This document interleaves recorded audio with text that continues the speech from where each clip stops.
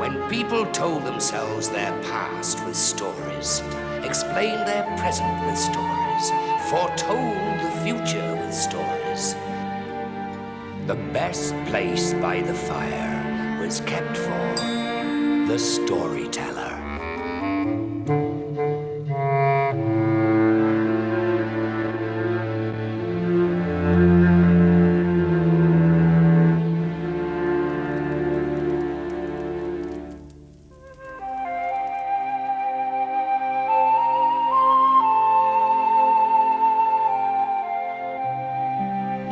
Story. Imagine a cold night and a dark night. A night like this one.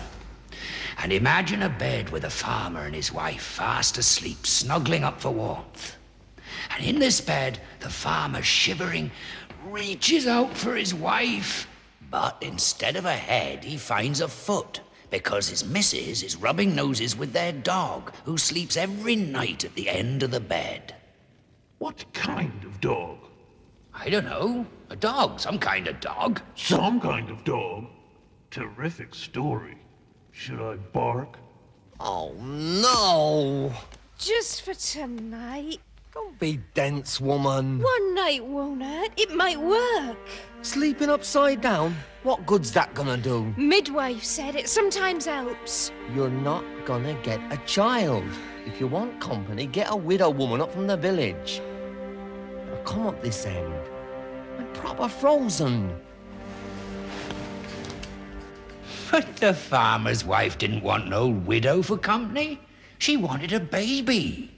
And she'd wanted this child for what seemed a lifetime, until she couldn't bear to watch the lambs born, or the calves come, or the eggs hatch. It hurt her so.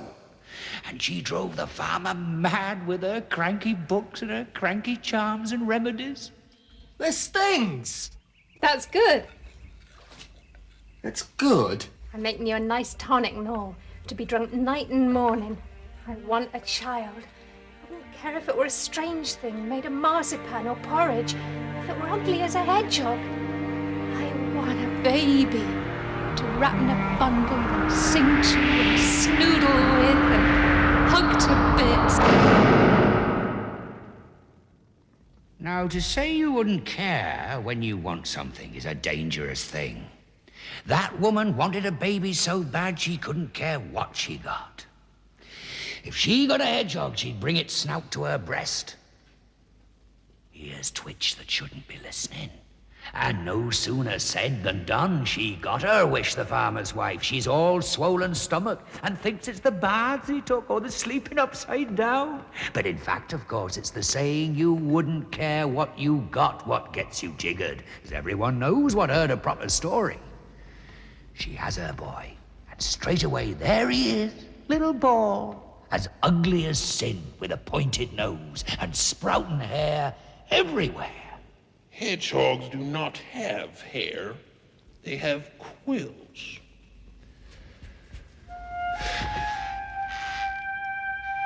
But this hedgehog baby had quills as soft as feathers, and his mother held him to her breast and wrapped him in a bundle and snoodled him and hugged him to bits.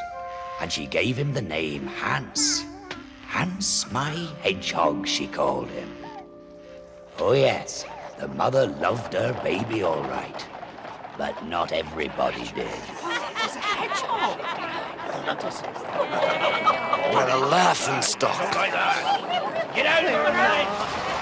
Like this! Bring the creature in here! I don't want you in here now! We're going home. What about our chores? That's the end of parading ourselves in public.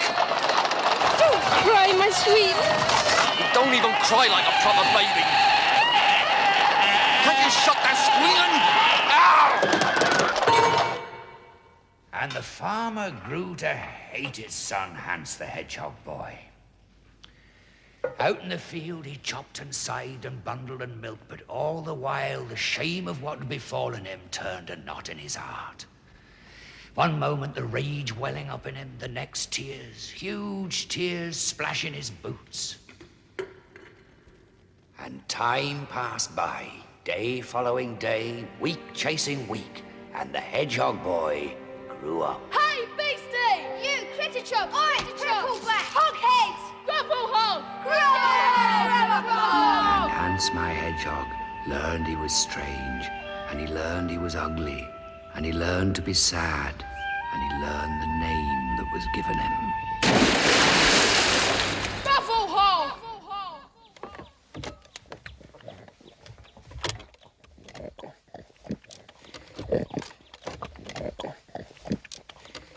That's enough! Out! Out! From now on, I'll eat out there with the other beasts!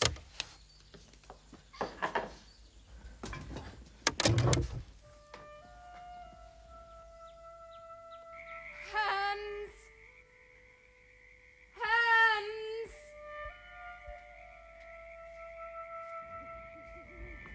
Come home! Hans heard them, but he wouldn't answer. He lay there all night, his rooster for company, and thought until he thought a hole in the ground. And his mother couldn't sleep, and his father wandered the dark hours, a great needle in his heart. In the morning, weary, the farmer returned.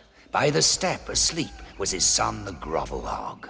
I've trudged all night for you. You'll not eat for a week off my food. Father, I want you to do some things for me. You what? I want you to go to the village and have me a saddle made for my rooster so I can ride him. And I want some of your sheep and some hens and some pigs. Oh, do you now, fancy fine? I know which ones I'd like, and they would be happy to come with me. Come with you? Come with you where? Where I go, which is away, which is to somewhere where I can't hurt anyone and no one can hurt me. And when are you planning this gad to away and somewhere? When I have the saddle. You can't go nowhere! What'd your mother say? Or who dotes on you? Father, all night I lay outdoor to understand why you don't love me. And I've thought until I've thought a hole in the grass. And now it's all right. When I have the saddle, I'll go. And the farmer felt ashamed, and he brought home a saddle for the rooster, and he herded up the animals his son had asked for, and he told his wife pack a packed lunch, and all the while the Grovel Hog sat on the stoop and waited. And when all was done, he went to his mother and she kissed him, and then to his dad and hugged him. And the farmer knew for the first time how soft he was. They watched him until he was a faint smudge in the distance, and his mother felt a crack in her heart like a tiny pencil line. And each day after the pencil line got thicker and thicker, and one day not long after, her heart split in half, and she died. 20 years later, a king got lost in a great forest. And after he got lost, he got more lost, until he was so lost he began to tug his ear, which is a sure sign of big trouble, when he heard a sound, which was a bitter sound and a sweet sound all at once, which began like hello and ended like goodbye. And tugging his ear like Billy-O, he followed the sound until he came to a clearing.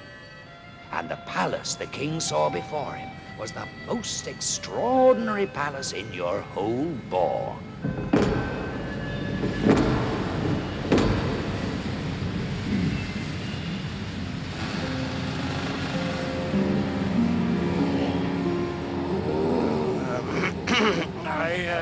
I'm very lost, and I'm very hungry. And somewhere back there, a long time ago, I was a king. But now so lost and so hungry you wouldn't knock at the beast's house. Oh, well... You are welcome in my house, sir, and at my table. And the king sat at the Grovel Hog's table and ate of the greenest greens and the sweetest sweets and the juiciest juices. Oh, how very, very kind. And after, his host took up the bagpipes and played old songs which were bitter and sweet all at once and began like hello and ended like goodbye. And before he could think, I'm full now and found, the king was asleep. Well, This king woke up the next morning after a night of the kind of dreams you only dream about. And he opened his eyes and almost yanked off his ear because he found himself under a tree which certainly wasn't where he'd fallen asleep. And more confusing, it was a tree from which he could see the edge of his kingdom. And he began to dance as only kings once lost and then found can dance. A jig, a jiggle joggle, and a leap. I've heard this story, and you're telling it all wrong. What happens is, the king wants to give the Grovel Hog a reward for all his help, and so he says, name anything. And the hog thing says, give me the first thing to greet you when you arrive in your kingdom. And the king agrees because he knows the first thing to greet him will be his faithful flop-eared Wagger, the royal dog.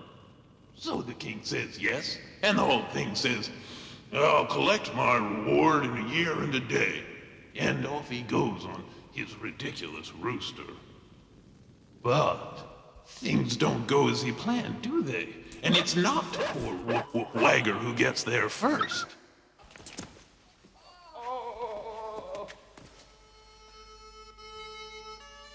And the king lets go of the Princess of Sweetness and Cherry Pie, and his face clouds over.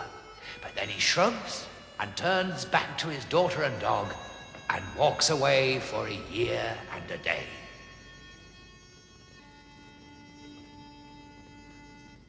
Here we are, dearie-os, in the king's great hall. And lo and behold, a handsome storyteller has been summoned to court to entertain the royal family.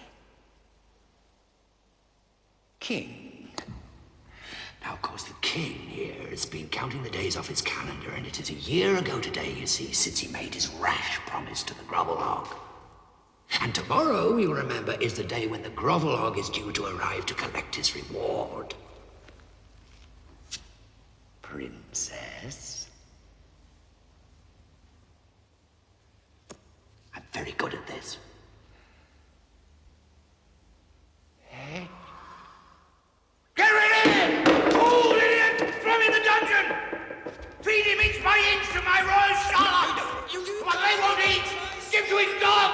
No! Help! No! Put me down! Put me down! Your Majesty, a huge army appears at the gates. Oh, does it? Not men, but animals, sire. Told you. Sire? I heard you! Let them in! Give a fella some space, I want to hear this. Do you remember me? I do. A year and a day have passed since last we met. Will you keep your promise to me? I will! He will?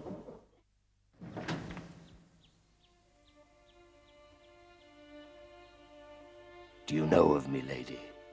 I do, sir. You saved my father, and he owes you his life. Do you know of his promise to me? He promised you the first thing to greet him on his return. And what was that? Me, sir. I am yours. Then I want you to be my wife and come live with me in the forest. I want you to be my princess of sweetness and cherry pie. I want to catch you up and sing to you. I want you to love me. Yes, sir. Do you find me very ugly? No, sir. Not so ugly as going back on a promise. Come on, shift yourselves. There's a royal wedding. You're all to be pardoned. I don't know why, I'm sure. Well, come on. I don't know about wedding. Up there, it's more like a funeral. Good. A wedding. I might even be asked to tell a story or two. Who knows? It's on days like these that artists come into their own.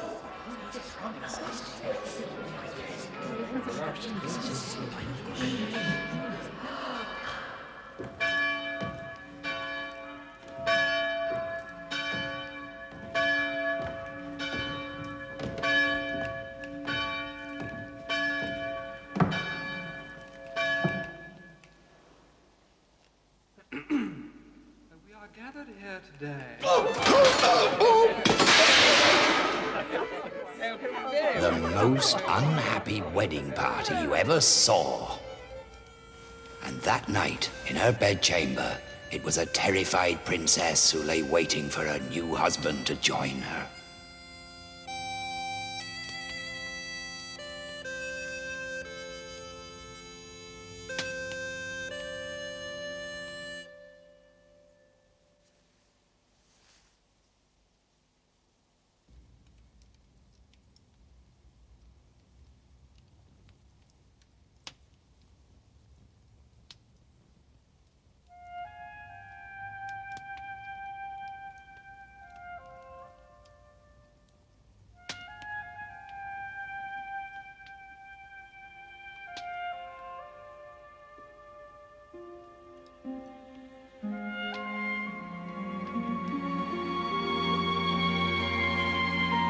Lying there, half sweetness, half cherry pie, the princess could hardly credit what she'd seen.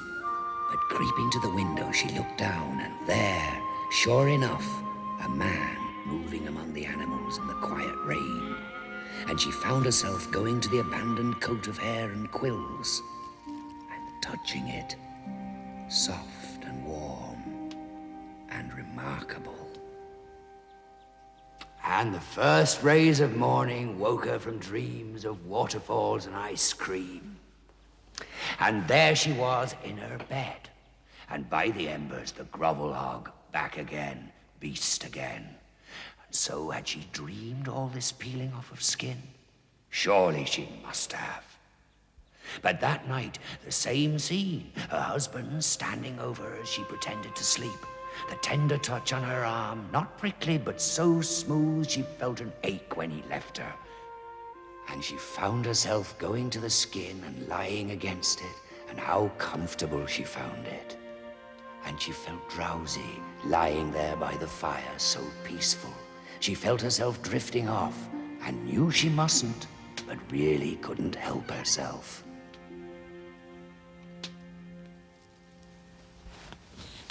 Sir, I woke and you had gone, and left behind you your coat of quills. Which would you have for husband? The man or the creature? I have a husband, sir, and he is what he is. No more and no less. Then forgive him, madam, if he returns to his skin. For I am enchanted and cannot leave it. But if you say nothing of this for a third night, then loyal love will break the spell forever. I promise. But we all know about promises, don't we? And secrets. What use are they when no one knows about them? When they twist and turn and tickle in our stomachs, when they're tickly little fish wriggling into our conversations. Now, you see, the princess had a mother, and mothers have this way of catching secret fish and promise fish. They eye us with wise eyes, and all our rivers are glass to them. Just so with the queen, who that morning at breakfast sees her daughter skip to the table. Eat, when for days no appetite. Hungry? Laugh, Yes. when for days no laughter. Sleep well? Yes, thank you. Not troubled by the creature? No, Mother. And please don't speak of him as a creature. Listen, daughter. Last night, your father and I went to a wise woman and told of your tragedy. And she knows of these creatures, these grovel hogs, and knows the remedy. He is enchanted, you see. I know. Oh? I mean, I knew that he must be, something like that. Yes, I see.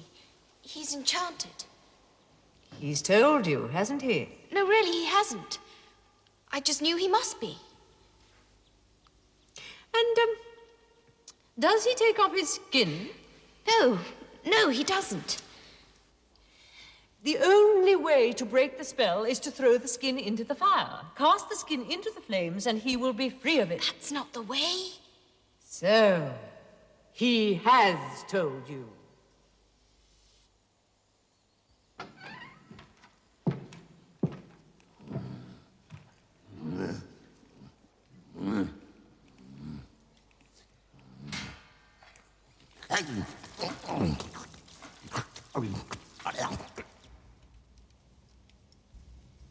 night, the third, when everything happens as before, the princess is haunted by her mother's advice.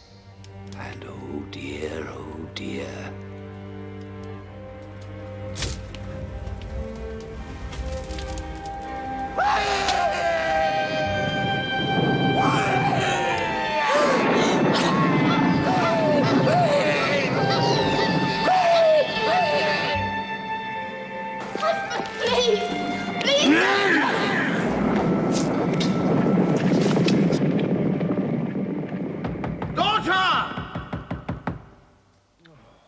And there she sat, the princess of sweetness and cherry pie, weeping into the fire, and she would let no one see her, not even me, and I was her favorite.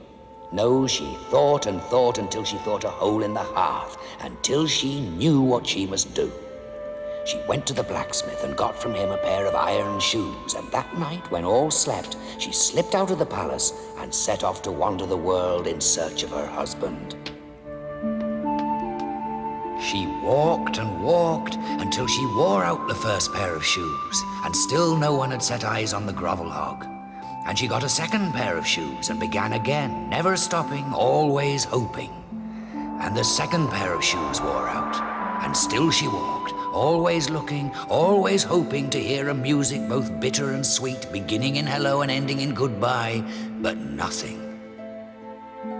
Till one day, weary and wretched, she came to a stream and lay down by it, and saw in the water's mirror her hair was now quite white, and she sorrowed for her red hair and her husband, both lost forever.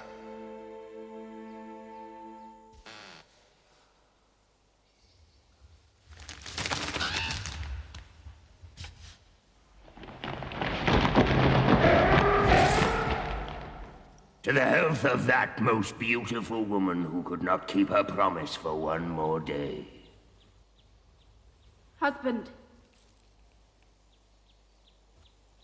How did you find me? I have walked the world to find you, and have worn out the soles of 3 pairs of iron shoes. My hair is no longer red. But I come to claim you, and catch you up, and snoodle you and hug you to bits.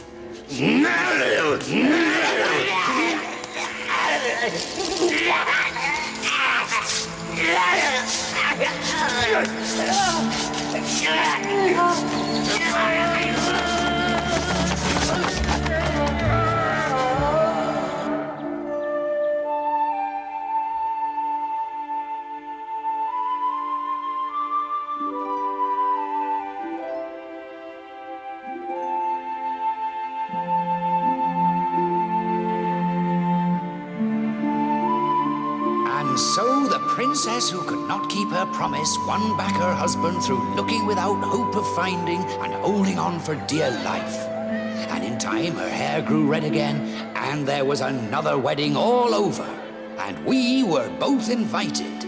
And I told the best story there is to tell, a story which begins in hello and ends in goodbye. And for a gift, she gave me a shoe worn to nothing. Here it is.